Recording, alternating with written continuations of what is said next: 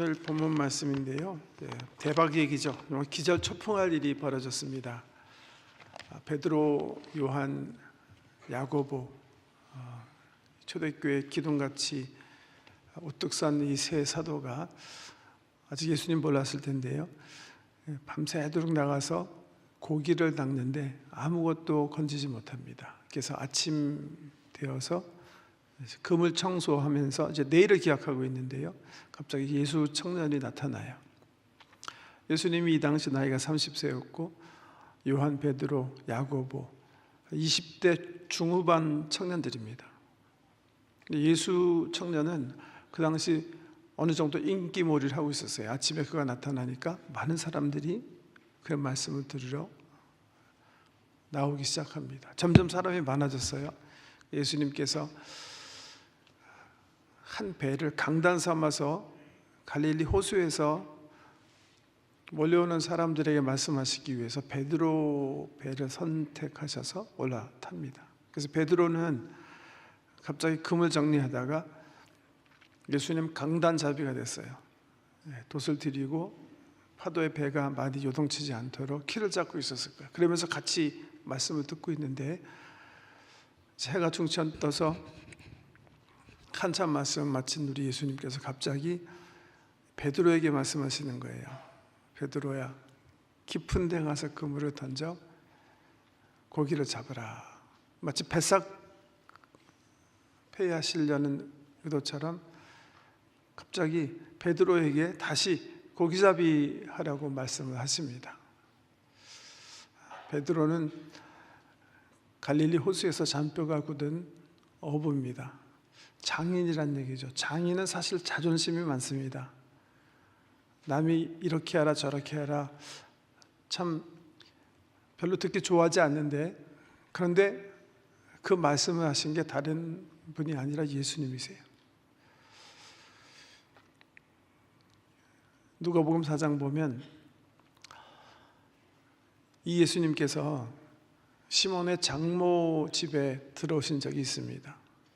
그때 이유가 있는데 시몬의 장모가 열병을 앓고 있었어요. 사람들이 열병으로 고생하는 시몬 베드로의 장모에 대해서 예수님께 특별히 부탁을 했어요. 그래서 예수님께서 시몬 베드로의 집에 오셔서 이 장모를 낫게 해주십니다. 아마 그 당시 베드로는 그 장소에 없었던 것 같은데 그 소식을 익히 들어서 알고 있었을 거예요. 그리고 뱃머리에서 닻을 내리고 예수의 강단을 책임 맡아서 우리 예수님 설교하게 하시는 그 일을 하면서 한참 동안 우리 주님의 말씀을 들었을 거예요. 그래서 장인이지만 어느 정도는 정말 이 목수의 아들의 말을 들을 필요가 없는 그런 상황이지만 예수께서 말씀하셨기 때문에 베드로가 대답을 합니다. 내가 밤새도록 고기 잡으려고 했는데 잡지 못했지만 당신이 말씀하니까 내가 그러면 당신 말 의지해서 깊은 데 가서 그물을 던져보겠습니다. 그 말씀을 선택해요. 그리고 나가서 실질적으로 그물을 던져서 잡아 올렸는데 있는 거예요. 여러분 고기 낚시 무슨 맛으로 하시는지 아세요? 손맛이라고 그러죠. 손맛. 저도 어렸을 때부터 저희 아버님 쫓아서 아버님 휴가 때마다 낚시 가세요. 청평 대성리가 저희 낚시터였는데 항상 거기 가서 견지하는데 제가 손맛이 뭔지 알아요. 낚시를 못하는 사람들은 돌 걸렸는데도 이게 막 딱 잡으면 감이 오는 거죠. 근데 베드로가 감을 보니까 이건 뭐 엄청난 고기가 거기 그물이 찢어질 정도로 고기가 가득 찬 거예요. 그래서 아직 아마 해변가에 있었던 요한과 야고보 형제를 부릅니다. 거기 갈릴리 호수에 배가 2대가 있었다고 그랬는데 2척이 있었다고 그랬는데 그래서 베드로, 요한과 야고보가 베드로를 돕기 위해서 조인을 합니다. 그래서 가득 잡은 그 생선들을 가지고 돌아오는 거예요. 어부의 관점에서는 대박 터진 거예요. 베드로의 마음은 더 이상 어부의 마음이 아니었어요. 우리 주님께 나가서 무릎을 꿇고 이렇게 고백합니다. 주여, 나는 죄인입니다. 나를 떠나십시오. 두려워하는 마음으로 주님 앞에 그런 고백을 합니다. 하나님께서 은혜를 베풀어 주시면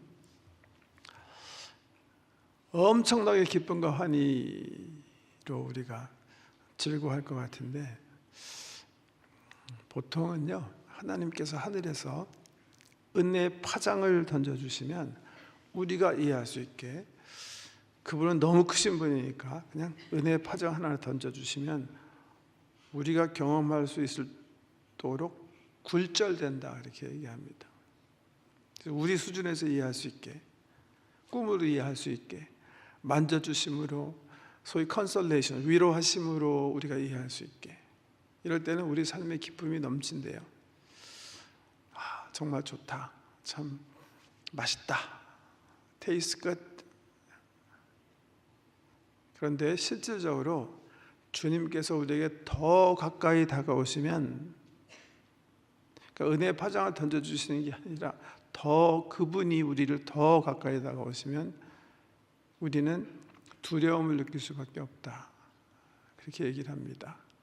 왜냐하면 그분은 너무 크신 분이고 너무 거룩하신 분이기 때문에 상대적으로 우리 자신이 그분에 비해 드러나기 때문이다, 그렇게.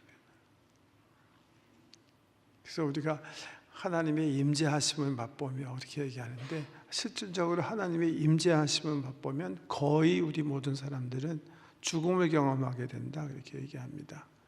그 임재 앞에 들어가는 것은 그렇기 때문에 사자굴에 들어가는 것과 마찬가지다. 이사야서 6장에 보면 이사야 선지자가 부정한 이스라엘 백성들 향해서 주의 말씀을 선포하는 중에, 성전에서 기도하는 중 수룹바벨들의 손에 가려진 하나님의 임재하심을 경험하게 됩니다. 그때도 베드로와 같이 똑같이 고백하죠. 뭐라고 하죠? 두려움 가운데 화로다 나여 망하게 되었도다. 내가 입술이 부정한 사람인데 하나님의 영광을 빼앗음이에요. 하나님의 임재는 그렇게 오히려 우리에게 큰 두려움이 될 수가 있습니다. 그분의 위대하심과 크심과 거룩하심이 우리가 감당할 수 있는 수준이 아니기 때문이죠. 베드로가 그날 그것을 경험하는 거예요. 이게 대박 터졌네. 아니, 나는 잔뼈가 굵었는데 밤새도록 생선 한 마리 잡지 못했는데 왜 이 목수의 아들은 생선을 많이 잡게 했을까? 그 비법이 뭘까? 쪽으로 가지 아니하고 그 능력 가운데 나타난 하나님의 임재하심을 베드로가 느끼는 거예요. 그래서 그 발 앞에 꿇어 엎드려 고백하는 거예요. 주여, 좀 전에는 선생이여, 당신이 내가 밤새도록 고기 잡으려고 했지만 잡지 못했지만 선생 당신이 얘기하니까 내가 한번 해보겠습니다. 이렇게 시작됐는데, 지금은 예수님에 대한 호칭이 달라졌죠. 주님, 내가 죄인입니다. 나를 떠나십시오. 이때 우리 예수님께서 베드로를 향해서 이렇게 얘기하세요. 무서워하지 말라. 이제후로는 내가 사람을 취하리라.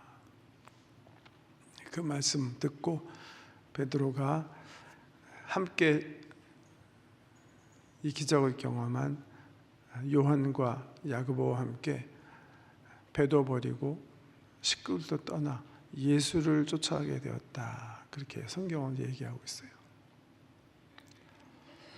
누가복음이 전하는 12사도 부르심의 첫 번째 이야기인데요, 여기 세 사도, 베드로, 요한, 야고보, 열두 사도 가운데서도 우리 주님께서 가장 귀하게 여겨서 변화산상에서도 이 세 제자 데리고 가서 기도하시고, 겟세마네에서도 겟세마네 동산 십자가 지시기 전날 밤에도 근접하게 두시고, 다른 어떤 제자들보다도 귀히 여기는 사람들이 부르심을 받는 그런 이야기입니다. 이 중에 한 명 야고보는요, 사도행전 12장에 보면 12사도 가운데 첫 순교자가 되는 영광을 누립니다. 헤롯에 의해서 죽임을 당하죠. 베드로도 로마에 가서 복음을 증거하는 중에 네로 황제 시대에 잡히게 됩니다. 그래서 그도 십자가에서 죽임을 당합니다. 사도 요한은요, 살아있는 순교자죠. 12사도 가운데 유일하게 죽지 않고 자연사를 한 사람입니다. 94세까지 생존했다고 전해지고요. 특별히 소아시아 지방에 7교회를 순회하면서 열심히 목회한 존경받는 사도였어요. 요한계시록에 나오는 에베소 교회, 서마나 교회, 두라디아 교회, 사대 교회, 버가모 교회, 빌라델피아 교회, 라오디게아 교회, 그 지방에서 목회를 하시는 중 기독교인을 이제 죽이는 핍박이 다가왔지만 로마 관원들이 감히 그를 죽일 수가 없었다고 합니다. 워낙 존경받던 분이고 그의 거룩함이 이 로마 군인들을 압도했기 때문에 그를 죽이지 못하고 결국 로마가 그를 귀양살이하게 해서 반모섬에서 그가 요한계시록도 쓰고 요한계시록 쓰고, 성경 중에 보면 요한복음, 요한 1, 2, 3서를 쓰는 귀한 일을 한 분입니다. 이 세 분 다 우리 기독교 역사에 가장 빛나는 이름들이고 우리 예수님께서 가장 중요하게 여기는 제자들이에요. 이 이야기를 누가가 전하는 이유가 뭔가? 아주 중요한 이유가 저는 하나 있다고 생각합니다. 그 이유는 뭐냐 하면 이분들이요, 노바디였다는 거예요. 세상적으로 볼 때는 그렇게 흠모할 만한 사람들이 아니었다는 사실, 이거 누가가 밝히기 원하는 복음의 핵심입니다.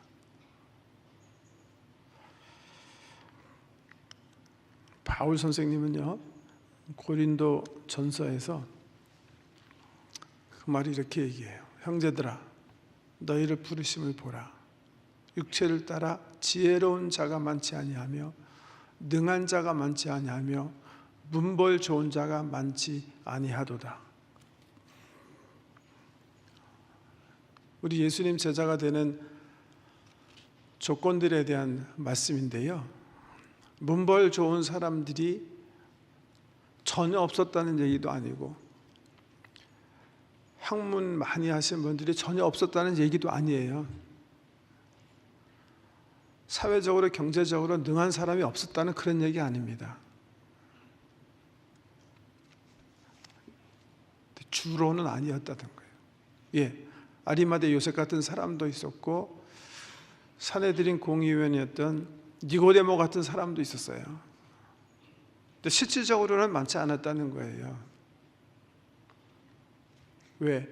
그런 것들이 중요하지 않기 때문에 그랬었는 거예요. 대표적인 예가 우리 예수 그리스도의 사도 공동체예요. 아마 바울 선생께서 이 말 쓰셨을 때는 예수 그리스도의 가장 측근에 있었던 12사도를 생각하시면서 이 글을 쓰셨을 거예요. 형제들아, 너희를 부르심을 보라. 육체를 따라 지혜로운 자가 많지 아니하며 능한 자가 많지 아니하며 문벌 좋은 자가 많지 아니하도다. 그의 가장 대표적인 사람이 베드로, 요한, 야고보입니다. 갈릴리라는 촌 동네에서 어부하던 사람들이에요.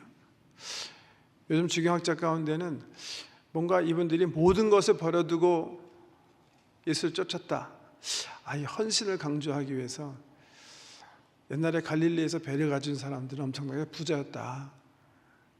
그러니까 이분들은 굉장히 큰 어부 부호였을 것이다 이렇게 생각하는 분들이 계신데 역사학자, 고고학자들은 그렇게 생각하지 않습니다. 갈릴리 호수가 이렇게 고기를 많이 잡을 수 있는 그런 호수도 아니었고 고기를 잡아서 그저 풀칠하는 정도의 수준이었을 것이다 이렇게 생각하거든요. 가난하고 사회적으로 그렇게 드러낼 만한 것들이 없는 사람들인데 주님을 쫓게 되었다는, 그 주님 제자가 되어 하나님 나라의 귀한 일꾼이 되었다는 그런 이야기입니다. 바울이 한 얘기를 조금 더 보면요, 그러나 하나님께서 세상에 미련한 것들을 택하사 지혜 있는 자들을 부끄럽게 하려 하시고 세상에 약한 것들을 택하사 강한 것들을 부끄럽게 하려 하시며 하나님께서 세상에 천한 것들과 멸시받는 것들과 없는 것들을 택하사 있는 것들을 폐하려 하시나니 이는 아무 육체도 하나님 앞에서 자랑하지 못하게 하려 하십니다. 누가가 복음 초엽에 베드로, 요한, 야고보 이야기를 자세하게 키운 이유는 바로 이 얘기하려고 하는 걸 거예요. 저는 가끔 우리 후배 목사님들 추천서를 쓰는 적이 있는데요, 어떨 때는 제가 잘 알지 못하는 후배들이 부탁을 해서 추천서를 쓸 때가 있어요. 한번 어떤 분이 그렇게 부탁을 하셔서 제가 목사님 그러면 제가 추천서는 쓸 테니까 목사님께서 그 청빙하는 교회에 보내실 CV를 나한테 좀 보내주세요. 그거 보고 내가 쓸게요. 그래서 CV를 이렇게 목사님 자기 소개서를 이렇게 받아. 제 기억나는 소개서가 하나 있었는데 어떤 목사님이 자기 소개하면서 자기는 최 무슨 가문에 무슨 열공파의 34대 손으로 자기 35대 할아버지는 조선시대에 뭘 지내셨고 이렇게 쓰셨더라. 너무 재밌어가지고 제가 또 사랑하는 목사님이기 때문에 전화해서 불렀어요. 너 내가 이거 받았으면 너는 그냥 첫 방에 아웃이다. 너 정신 있냐 없냐? What are you trying to driving at? 제가 우스갯소리를 했어요. 차라리 제가 너희 집안에 일제시대 때 순교한 분이 계시더라도 나 같으면 안 쓰겠다. 오히려 우리 아버지가 도둑질하고 서대문에 왔다 갔다 하셨는데 하나님의 은혜 받아가지고 예수 믿게 되셔서 그 덕에 저도 예수 믿었습니다. 뭐 이렇게 쓰면 혹시 모를까. 너같이 무슨 32대 무슨 2조 판사를 했고 그게 무슨 상관이냐 지금. 우리 기독교 복음의 핵심이랑 뭐가 상관이냐 그게.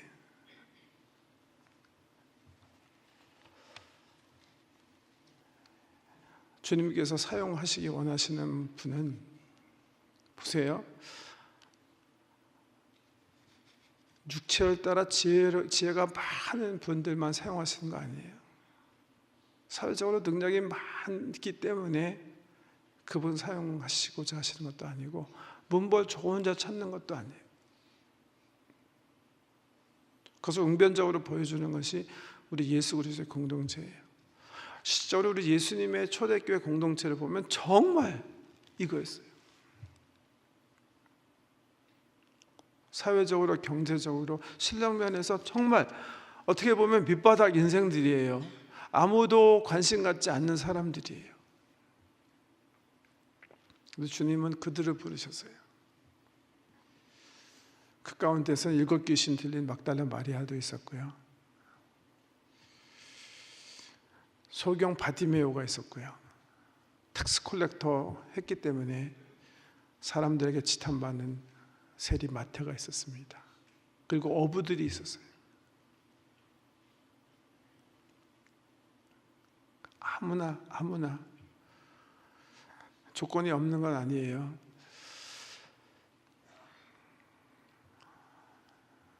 이게 조건이 있기 때문에 그럴 거예요. 예수께서 이르시되 이방인의 임금들은 그들을 주관하며 그 집권자들은 은인이라 칭함을 받으나 너희는 그렇지 않을지니 너희 중에 큰 자는 젊은 자와 같고 다스리는 자는 섬기는 자와 같을지니. 왜 큰 문벌이 필요 없고 능력이 필요 없고 큰 지혜가 필요 없냐면요, 주님을 따르는 사역직은 그냥 섬기는 직이기 때문에 그렇다는 거예요. 종되는 거기 때문에 그렇다. 둘러쓰기 때문에 그렇다. 노예하는데 무슨 문벌이 필요합니까? 남을 섬기는 집사, 디콘네스인데요. 웨이터 하는데 그렇게 큰 지혜가 필요하고 교육이 필요합니까?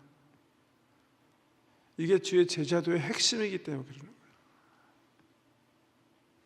근데 조건이 없는 건 아니에요. 왜냐하면 주님이 이렇게 얘기하시거든요. 또 우리에게 이르시되 아무든지, 여기 whoever예요. whoever. 누구든지 따라올 수 있어요. 그러나 아무든지 나를 따라오려거든 자기를 부인하고 날마다 제 십자가를 지고 나를 따를 것이니라. 하나님의 말씀, 예수 그리스도의 입에서 나오는 말씀을 살아내기 위해서 자기를 부인해야 한다. 자기 뜻대로 사는 것이 아니라 주님의 뜻대로 사는 그런 윌링네스가 있어야 된다 하는 말이고요. 날마다 제 십자가를 지고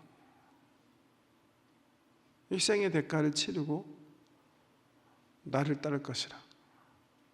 누구든지 제 목숨을 구원하고자 하면 잃을 것이요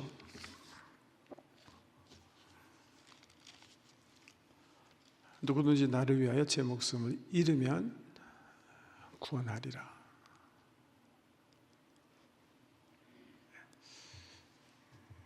오늘 내년도 교회와 세상을 섬길 귀한 하나님의 사람들을 임직하게 하는 날인데요, 이 말씀 붙잡고 승리하시는 여러분 되시길 축복합니다. 우리 주님께서 우리가 특별히 다른 사람보다 실력이 있고 능력이 있고 더 지혜롭고 가진 게 있기 때문에 부르신 거 아닙니다. 하나님은 깨끗한 그릇이면 어떤 그릇인지 사용하세요. 우리 쉐입, 우리 모양대로 능력과 은사를 사용하셔서 하나님의 나라에 주세요. 그래서 우리는 자랑할 수 없습니다. 하나님의 사람들에게 주께서 구하시는 건 충성이고요, 충성의 핵심은 누가복음 9장에 우리 예수님께서 우리에게 하신 설교 내용 속에 포함이 되어 있어요. 누구든지 나를 따라오려거든 자기를 부인하고 죽으라는 거예요. 이게 네가 없어야 된다. 그리고 날마다 제 십자가는 희생이에요. 십자가를 지고 나를 따를 것이라.